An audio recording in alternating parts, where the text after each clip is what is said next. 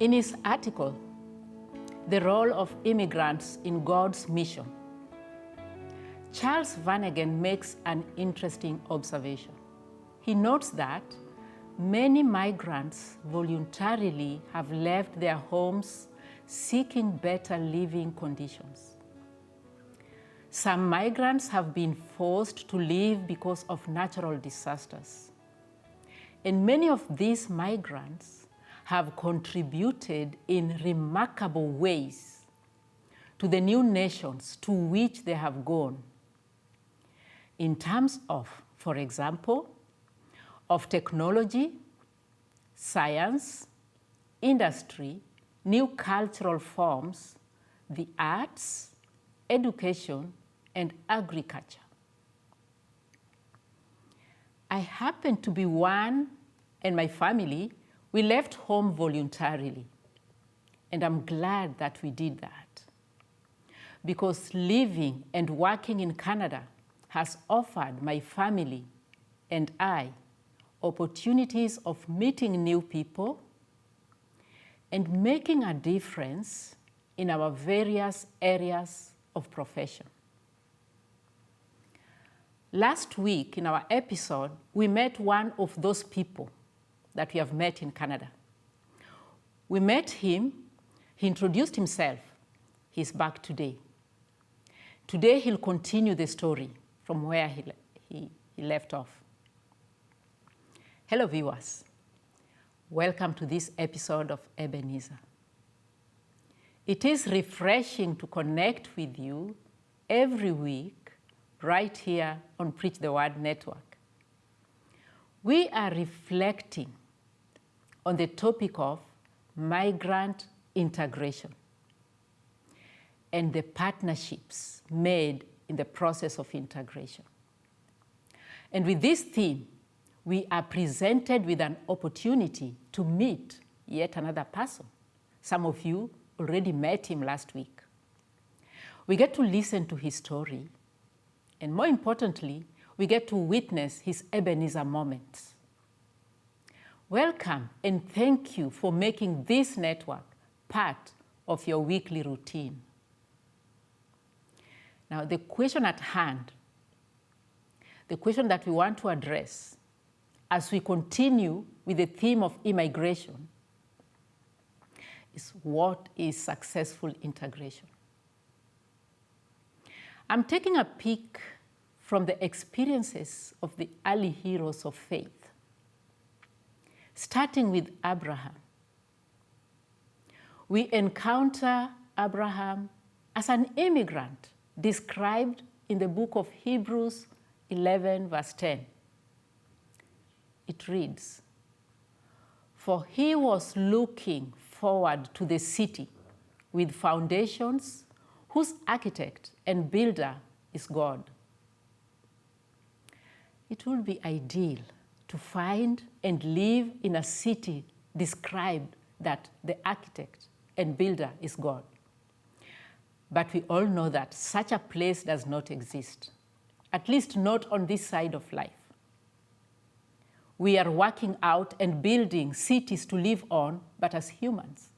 We are sojourners down here, living in cities built by hands of humans. And when the opportunities present themselves, we find ourselves working side by side in efforts of rebuilding our lives in the new homes for ourselves, in the new countries that we live in. I capture an experience in my book, Away from Home. In the chapter, I'm describing our efforts of finding meaningful employment and making a contribution in our new communities. Initially, it involved taking any available opportunities to work and settle. I have described my first job was in Campbell Soup, working in the factory, general labor.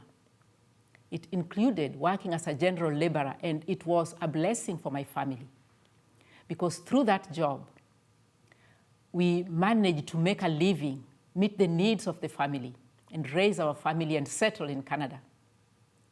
Now, most of the people we met in the early years of our migration journey connected us with those within their networks.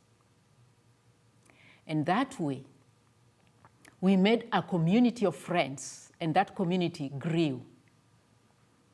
Lorne Shantz is among those who we have continued to partner in ministry through prayer.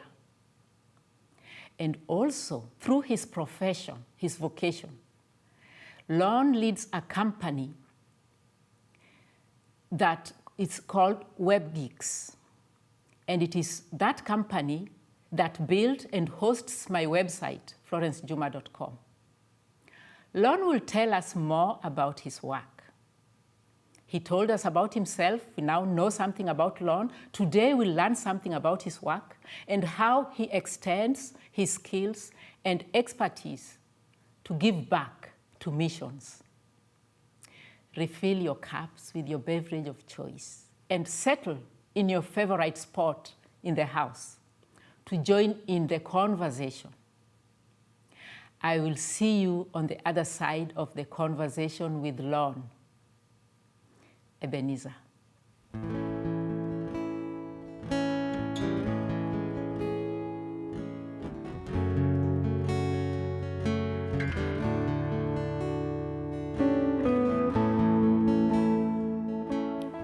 As we talk about integration for immigrants, the host community plays a key role.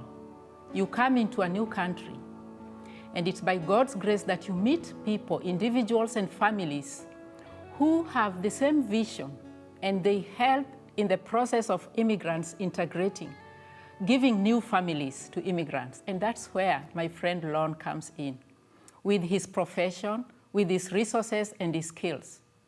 Welcome back, Lorne. My pleasure. Glad to be here. Thank you for coming back to continue your story. You left it at a very important point where you are connecting your vocational journey and ministry. Now, there may just be a few viewers today who are not here last week and they don't know who Lorne is. So if you can just do a brief recap of your name and anything different that you'd like your viewers to know. Sure. Well, since we're going to be talking vocationally today, my name is Lorne Shantz. I own a digital marketing company called WebGeeks. And I've been self-employed for over 30 years now, continuously.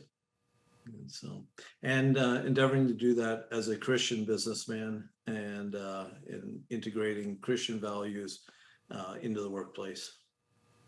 Thank you. Having talked about your vocation, what you do, describe the journey that got you to that place. What has that been like so far? Sure. I think most entrepreneurs have one quality in common, and that is when they see a problem, they want it resolved. And if their employer doesn't resolve it, it drives them crazy. And so they think they can do it better, and they go off and start their own thing trying to do it better. And then they find out why it's tough to make changes when they have to do it themselves. So that was the case for me. I've been entrepreneurial all my life, and I started with selling little cereal box toys when I was 5 years old. I was worked on a golf course at 7. I had a paper route. I then went to work in a grocery store, and I started my own DJ business in my teens. And I had aerial photography business in my teens as well. And then I took a little hiatus from my own endeavors when I became a Christian. I went to work for a large meatpacking company in Kitchener, and then to a trucking company, then to a chiropractic and naturopathic practice. And then at the age of 27, I started my own computer business that has since morphed into a digital marketing company. And since I was 27, I've been self-employed and an employer of others over that time. And that's how we got to know you, Lorne. First, my husband, he came to know about your skills and your talent and your company and how we could partner with you with some of the work that we were doing. Now, what was significant about this path for you? Well, it was a way to try to combine my spiritual priorities, my Christ walk, and endeavor to share Christ with the marketplace, and to operate a business, to provide employment, to provide services. So these are important things to people, having a job or getting services to help them grow their business better. And but to make known within the company, without my position as a Christian, and work to integrate biblical values into what I've done. And I would think in the last, we've always been evangelical or evangelistic in a sense, but I think as I get older, we're looking for ways to be even more evangelistic in our approach, make it clear that we're Christians, and to use our platform to introduce people to Christ. It's always a bit of a tension because we're engaged in business, so that's why people hire us or come to work for us. But we also want to introduce our customers and our staff to Christ, and it's finding a balance there. And to be honest, for me, it's been a struggle to know how to do that well, but we persevere. You raised a very important point that many people who desire to both have their faith and express their faith through their vocation and their work struggle with gaining a balance. In your case, I'm glad that we got to know you, and I would say the highlight for me is when you created a website after I had written my first book. You created a website to help promote that book. For you, what would you say has been a highlight in your vocational journey? So many things. I've had the opportunity to meet some really amazing people over the years, some very well-known people, and others that you'd never heard of, but are fantastic at what they do. I think one of the reasons I was interested in business is because I'm just interested in business. I'm curious what causes one person to do what they do, what motivates them, how they go about doing it, and whatnot. And probably I would have been a better business person if I wasn't such an if I wasn't so interested in how other people did it, and focus a little bit more attention on how I should do it. But it's that inquisitive nature that I have, regarding business that has driven me to a great degree. So that's the business side of it. The spiritual side of it is I've also gotten to meet some pretty terrific people over the years, yourself included, where I've been able to partner with them in one way or another, and use, when you're in ministry, it's not all spiritual. Here we're doing a podcast. There's technical components to it. There's administrative components to communication. All those things are important for the ministry to operate. Well, these are the things that I've learned about and have provided for our clients, whether they're ministry or just commercial enterprises. And where the two intersect with each other, the ministry, the business interests, and the technical skills, that's kind of where I love sitting. As I get older, I'm more interested in giving advice than doing the work, but that's that's probably true if anybody gets older. Rather use the skills and the wisdom in a consultative approach than actual technical or technologist approach. You name something important. Yes, as you get older, giving instructions, but it also means you have more wisdom. You're passing down, you're mentoring and helping others who are coming in the same path. Now, if I may take and ask just one personal question. It is always a challenge for people in the profession as they raise their families and balance life What's your secret? How have you balanced your work and your family life? Well, I hope this doesn't discourage anybody, but I've done very poorly. For many years, I worked all the time. Last few years, I worked almost all the time. I've worried about finances. I've made mistakes that have caused hardship for my family. All of that is very real. The difference that I see in my challenges and a lot of folks I deal with who don't know Christ is I've got Christ to turn to. And this doesn't mean that he gives me a free ticket out of my problem, but it is very empowering to know that there's someone else that's in my corner that is all powerful. If my spiritual walk has waned, and it does over the years, lots of times, I'll be on fire at one point and I'll be cold as ice another point. It's the reality of my life, and I think most people's. He doesn't require that I walk through 10-step program to get back in right standing with him. Basically, I have to just realize that I'm out of step and ask him to help me get back in step. And it's like he's ready to pick up the relationship right away. And so I'm sure I have escaped many problems and have been saved from many bad decisions, but not all of them.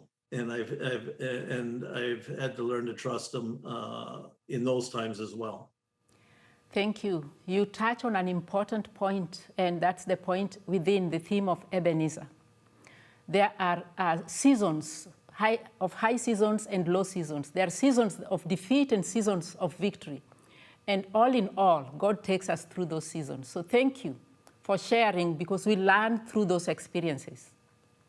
Mm-hmm. Now, Lorne, you gave us and recounted an Ebenezer moment in your own personal life last episode. Mm-hmm.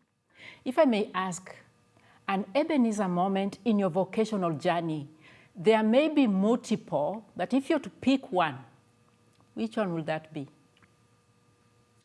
Well, there are many, for sure. But one that I've shared a number of times with people over the years, to me, it was a fascinating opportunity, is I got involved with a group of people who were very business savvy, had been involved in government, in industry and whatnot. And I got to work on a number of projects with them. One of these fellows was a fellow named Pat Choate. And Pat Choate, for older people, may remember him. He was Ross Perot's running mate when Ross Perot ran for president 25 years ago. And a very smart guy, expert in proprietary knowledge and patents and things like that. And I remember being in the limousine in New York City, traveling with him and learning about his priorities and goals and things like that.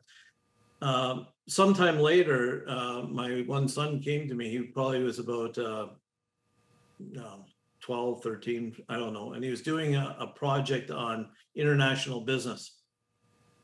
And he had a question about, it had something to do with patent protection. I don't know. I don't know why he was even studying something like that at that age, but he was.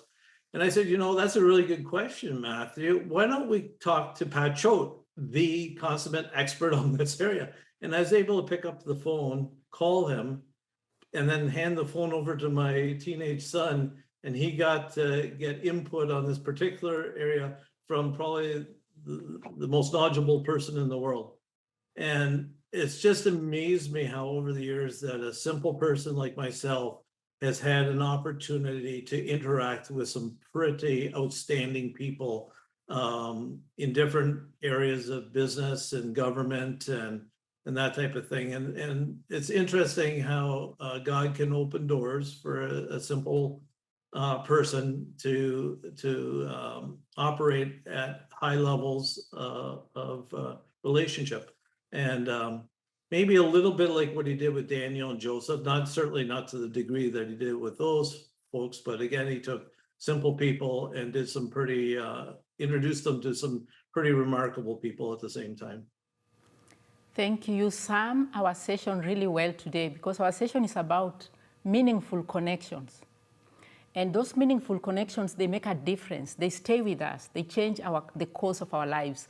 And ours, as you say, a simple person like you, connecting with all these influential people. In my case, it's a simple person like me connecting with you. It rubs off of you. Lorne, in your journey ahead, what are your hopes or your dreams, or what you can consider your prayer requests? When I evaluate at a human level, my level of success, whether I'm thinking about it spiritually or I'm thinking about it vocationally or success with my family, whatever, I'm not overly thrilled by what's happened over the years in terms of what I would count success from a human perspective. And so I'm 59 now. When I was 50 on my 50th birthday, that's kind of an Ebenezer moment for a lot of people, or certainly a reflective moment. And I said to my wife, you know what? In the old days, people lived to 40 or 50 and their life was over. So whatever the great things they had to accomplish, they accomplished it in a fairly short period of time compared to what we're given today. So I said, I'm starting over. And so at 50, I decided to look at life new and say, you know, what went behind that's good foundation, I suppose, but I'm not going to evaluate my life on it. And I'm going to look at the next 30 years or 40 years, whatever God chooses to give me, and see how I can do that differently, do it better, more consistent with biblical principles, resting more in God's faithfulness. Trying to listen to my wife a little bit more than I have in the past, trying to be more present for my family. And in some ways, nothing's changed. And in other ways, a lot of things have changed. So for example, being more present with my family, you know, my kids are all late teens or older. They range from 36 to probably 20. And through the pandemic, and then coming out of the pandemic, we ended up purchasing a piece of property, which was totally miraculous. The whole family, for the most part, has got involved with the enterprise. We're going to build some business activities together, but they're the kids' activities that I'm helping with. So he's using what I've learned in the past to reinvest into my young adult children now. And he's given me an opportunity, I believe, to be more present for my family than I was in the past. But to also use the experiences of the past to hopefully benefit them as they chart their direction as well. So I think that's those two things, the looking at life afresh, and seizing some opportunities that involve the whole family have been very helpful. One really significant thought that came to mind a few times is when I look at Christ's career on earth. You look at Alexander the Great, his career on earth. These are two men who changed the world in 3 years. And that's helpful for me to remember from time to time. That's actually an Ebenezer thought. And when I think about, oh, I wasted these years, or I don't have that many years ahead, when I think of those two fellas, I think, you know, God still has lots of time to do some amazing things in and through my life. Thank you, Lord. That's food for thought. Those are beautiful prayers. Thank you for making time today. Thank you for sharing your time and your story with us on Ebenezer. My pleasure. Thank you. God bless you.